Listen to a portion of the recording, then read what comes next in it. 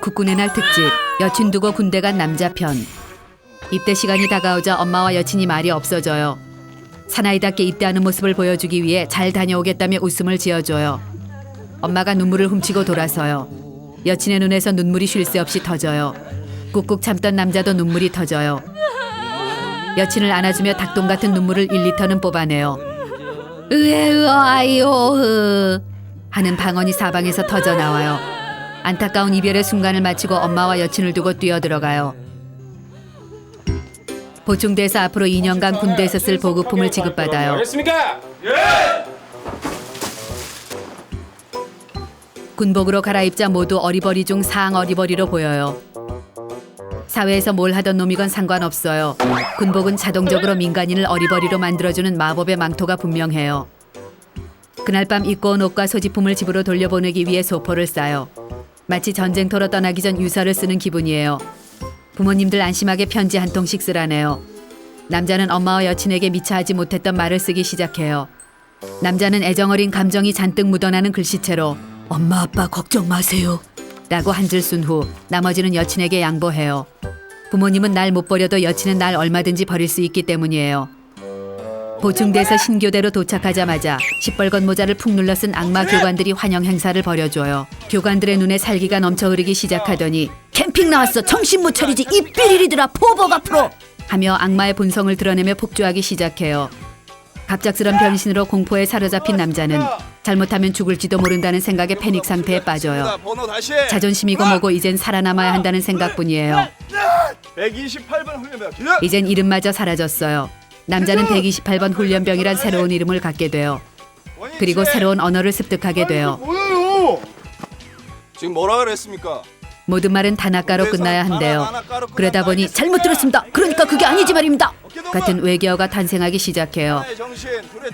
매일같이 먼지나게 구르고 타이에 의한 체력 단련에 시달려요.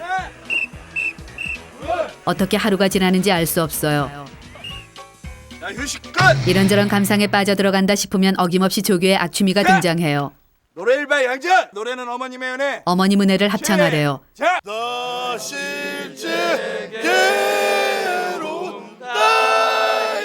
20살이 넘은 사내놈들이 합창을 하다 오열을 시작해요. 가사도 알아들을 수 없을 지경이에요.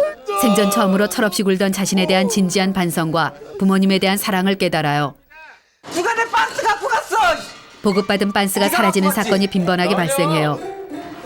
남의 빤스를 훔쳐 입는 놈이 있다는 게 신기하지만 절대 잃어버려선 안 되는 보급품이기에 보안을 철저히 하기로 해요. 빤스와 런닝, 양말, 가릴 거 없이 모두 유성 매직으로 이름을 새겨놔요. 신교대에서 유성 매직은 필수 아이템이에요. 훈련소의 마지막 관문 유격 훈련과 무박 2일 60km 행군을 마치는 걸로 훈련소의 모든 일정은 끝이 나요. 고생했다. 이 모든 과정을 버텨냈다는 것에 대해 엄청난 자신감이 들고 앞으로 뭐든지 해낼 수 있을 것만 같아요. 이제 잃었던 이름도 되찾게 되고 짝대기 하나에 불과하지만 무겁게 한이 없는 계급장까지 생겨요. 하지만 훈련소는 그나마 살만한 곳이었다는 걸 자대 배치를 받고 나서야 알게 돼요. 이것이 남자가 2년간 좋던 싫던 살아내야 하는 자대예요. 고참들의 눈빛이 예사롭지 않아요. 마치 수십 명의 조폭엉아들과 한 방에서 동거를 시작하는 역 같은 기분이에요. 어이 이등병. 이병! 그중 제일 무섭게 생긴 병장이 다가와 총을 사왔냐고 물어요. 갑작스럽고 난해한 질문에 남자는 머릿속이 하얘져요. 총 없으면 영창 간다며 너무나도 무섭게 말하는 고참 때문에 덜컥 겁이 나기 시작해요. 고참이 시키는 대로 PX로 총을 사러 가요. 총 사러 왔습니다. PX로 가서 총을 달라고 총 해요. 사러 왔습니다. 개념을 밥 말아 처먹었냐?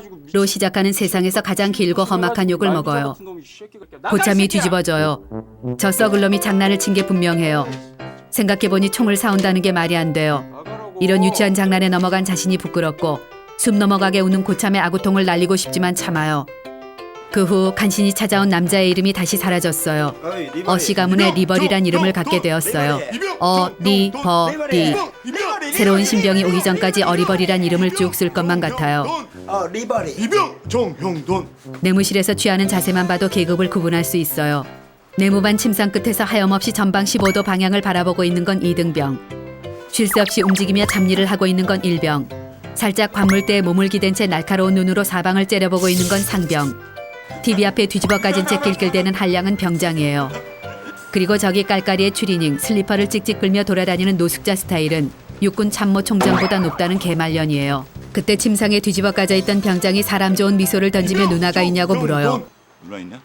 남자는 없습니다. 누나가 없지만 왠지 없다고 하면 감당할 수 없는 일이 벌어질 것만 같은 불안함이 밀려와요. 누나는 없지만 친한 동생은 많습니다. 친누나는 없지만 촉힌카 누나들과 전화 한 통하면 펜팔과 휴가시 만남까지 가능한 쭉쭉빵빵 후배들이 안자번호로 연병장을 한 바퀴 돌고도 남을 정도라고 구라를 펴요. 형. 그러자 병장이 애정어린 시선을 던지며 앞으론 형이라고 부르래요. 형. 친하던 안 친하던 상관 않고 주소와 전화번호를 마구 팔아넘겨요. 섹시한 스타일 좋아하십니까? 어느 날 뜬금없이 군사우편을 받아보신 경험이 있는 여성 여러분, 사람 하나 살린다 생각하시고 귀찮더라도 친절한 답장 부탁드려요. 드디어 길고 길었던 일만 연락이 하는 일병 생활도 끝나고 군 생활의 꽃이라 불리우는 무적 상병 생활이 시작돼요. 상병이 된가 동시에 모자를 간지나게 휘고 깔깔이를 보이지 않게 겹쳐 입을 수 있는 자격과 짝다리를 짚을 수 있음과 동시에 늘어난 자유시간으로 인해 여친에게 편지를 쓰는 낙으로 살아가요. 요즘 따라 부쩍 줄어든 여친의 편지양이 신경 쓰여 하루에 서너 통도 쓰고 국문과를 나온 후임병을 닥달해 감동적인 시 한 편을 동봉하기도 해요. 이제 내무반의 왕은 나예요. 이젠 콧김으로 날아가는 새도 떨어뜨릴 수 있을 것 같아요. 모두 남자의 눈치를 보며 설설 기기 바빠요. 병장이 되면 누워서 모든 걸 할 수 있는 전지전능한 신의 영역으로 진입해요. 내친 김에 인간 리모컨과 제대 날짜를 자동으로 알려주는 알람도 만들어요. 제대까지 105일 13시간 25분 남았습니다. 시간이 너무 안 가고 하루가 너무 길어요. 그러다 신병의 아리따운 누님 사진을 발견해요. 평소에 꿈꾸던 그런 이상형이에요. 하지만 여전히 일편단심인 여친이 맘에 걸려요.